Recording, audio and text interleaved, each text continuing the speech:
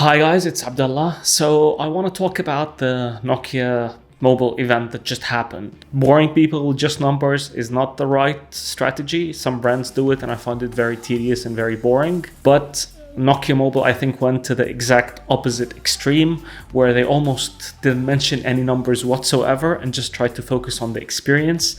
And this just doesn't work with tech enthusiasts because we need to see something. We need to see some improvements. We need to hear about some aspects of the engineering, the manufacturing, and so on. Having said that, I did notice a lot of improvements with the overall marketing, some nice teasers before the event. And I was hoping that they'd maybe link it a bit more with the actual presentation rather than just, give us teasers and then just leaving us sort of in the dark. The presentation was, I think, around 25 minutes, if I'm not mistaken. So I appreciate that they've made it as quick as possible. They had 6 phones to talk about, and it would have been really tedious and boring to talk about every single one of them. But a bit more information wouldn't have hurted. And I think just overall, I didn't like the format of that presentation. Having said that, I don't think we should mix up between the presentation itself and the devices that were announced, because there are definitely some good aspects about these devices. They're not perfect, of course, but they do have a lot of good aspects that we can talk about. And I think one of the devices I really want to talk about today is the Nokia X20. It's by far the most interesting device. You have the C series, which is, affordable first-time buyer smartphone, absolutely not interesting for us tech enthusiasts. The G series is interesting in the regard that it tries to focus more on the experience and the battery life. So that can be interesting, I think, but the most interesting one is the Nokia X series, the X10 and the X20. Let's first try to address the elephant in the room, and that's the Snapdragon 480 processor. So I'm sure a lot of people are unhappy. I was reading some of the comments and it was quite funny, to be honest. Everybody's saying, oh, this is a low-end, budget-friendly chip, so it shouldn't be on a device that's gonna cost about $360, $370 in a lot of international markets. But I think the approach to the X20 is an interesting one, and the same can be said about the X10, where some manufacturers, by the way, first let me iterate that there are very, very few smartphones running on the Snapdragon 480 processor, maybe around 6. And each one of them has been interesting because the manufacturer tried to add different features and slot it in a different segment. So none of them are actual direct competitors, spec for spec. So Nokia Mobile's approach was interesting because they paired this 480 Snapdragon processor with what is an upper mid-range camera and an upper mid-range selfie camera as well, and an upper mid-range, or let's say a mid-range display, while other manufacturers might have tried to get the 480 on a slightly lower segment. So this means that the X10 and the X20 are quite unique in the market. I personally use Geekbench to sort of determine the expected performance of each chip, and we have the Snapdragon 480's Geekbench results, and they are really, really good, actually surprisingly good. In terms of actual performance on Geekbench, it vastly outperforms almost all of the Snapdragon 600 series processors, with the exception of the 690. Actually, even more interestingly is that it competes quite well in terms of single core and multi-core performance with the devices that are running on the Snapdragon 720G. So that's really impressive. You think 4 series, you're expecting something very low end and maybe very weak performance, but then you look at the Geekbench benchmarks and you're like, wow, this 480 processor is punching way above its weight. I want to dedicate a specific video for the 480s because I think it's an interesting case study. But let's talk about something else with the Nokia X20. So you have also a 64 megapixel main camera, which I also expect to give really good results. There is a full HD display, LCD. Unfortunately, I would have loved to have an OLED display at that price range and high refresh rate. Even 90 Hertz would have really sealed the deal, but sadly we're getting just 60 Hertz on a full HD display. I do expect it to be a competent display. I think Nokia usually uses good quality displays for their upper mid-range devices, so I do expect it to be a really nice display, but sadly no high refresh rate and it's still an LCD. They also focused on the durability of the phone, which is something I wanted them to do for a long time. So it's almost like an apology about what's happened with the charging ports on some of their old devices. And they even have a video about the durability and all the testing. And I think this can be a critical aspect to consumers if they manage to promote it in the right way. So they're not just selling numbers. Their message is, we're not just selling you numbers, we're actually selling you something that will be useful and you can use for 3 years. And one of the really good things is that they're offering 3 years of major Android OS updates. So this puts them, I think, on the league of Samsung, which is also offering this. But, you know, for that price and for that segment, this is almost unheard of and definitely a big advantage compared to most of their competitors. And with my recent experiences with some of the newer devices, I've noticed that they really focused on the optimization rather than just trying to throw really big numbers at you with big specs. So the 5.4 is an awesome performer. I've been using it as my daily driver for a long time now. So the optimization on that device is really superb, and I fully expect that to carry on with the X10 and the X20. So performance should absolutely not be an issue. The other aspect is the battery life. So the phone has a good battery capacity at 4,470 milliamps. That with the Snapdragon 480, which is quite energy efficient, I do expect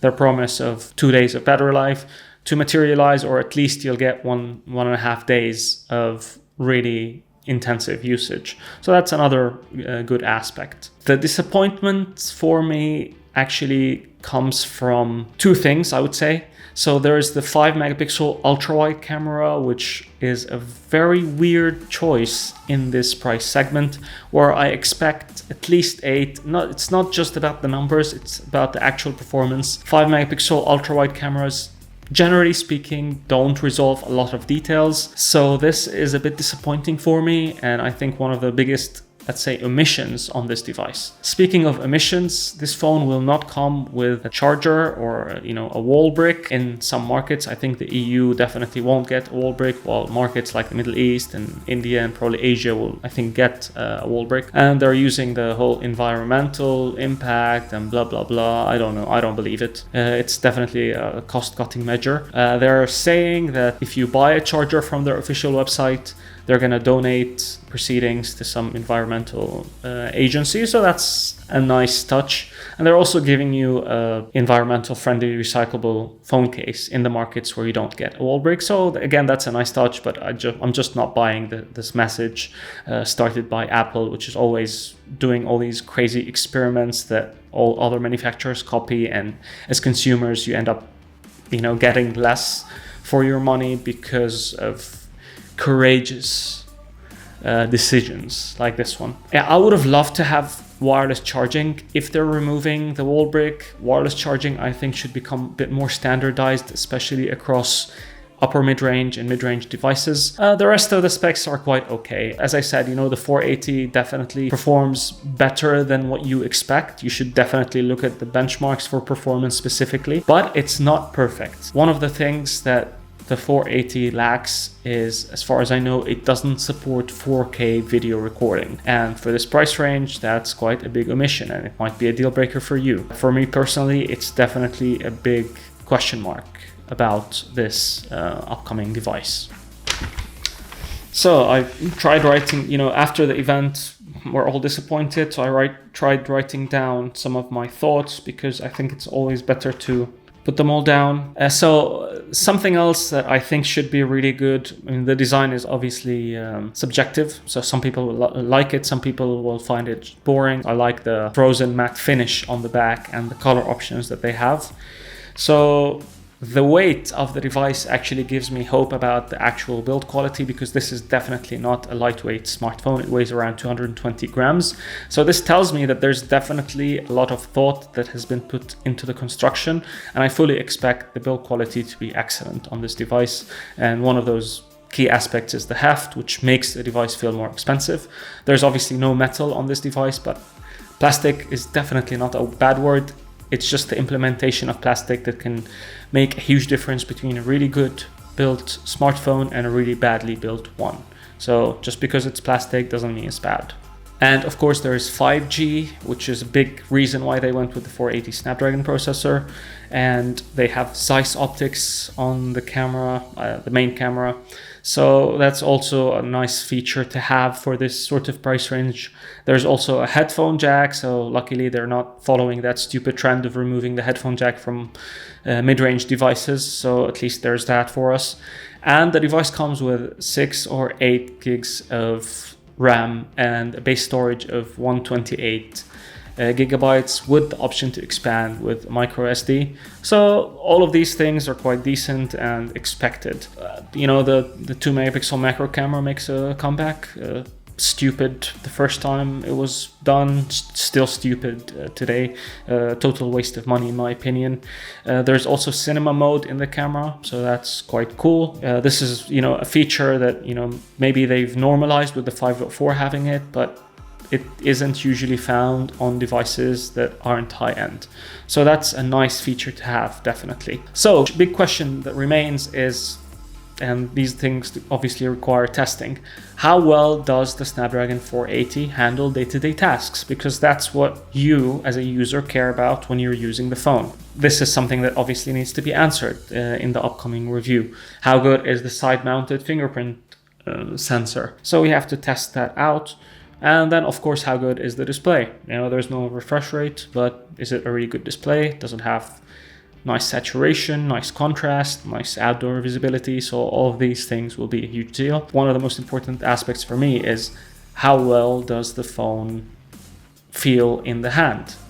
Does it feel quite nice? Does it feel quite cheap? I hate very plasticky feeling smartphones that feel very light. That just makes the device just feel like almost like a toy. So how does this phone feel in the hand? And how good is the 64 main camera? Is it as good as the one on the 8.3? Because they might be sharing sensors, I don't know, but if it's as good as the one on the 8.3 or close to it, then that's really, really good for this price range. So again, it's all about what you want.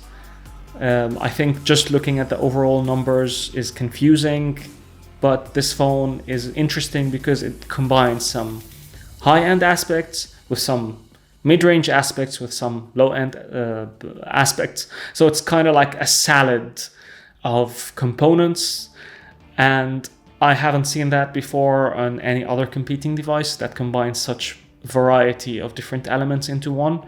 And we'll have to see, when we get our hands on the device, how well it actually performs for its price. Anyways, that's all I wanted to talk about in this video. Hope I didn't ramble for too long, but I have way too many thoughts on this phone. I think it's quite interesting. The G series is also going to be interesting, but we have to test it out to find out how good or how bad it is. So that's it from me. I hope you guys enjoyed this video. If you did, please don't forget to share, like, and subscribe, and I'll see you in the next one.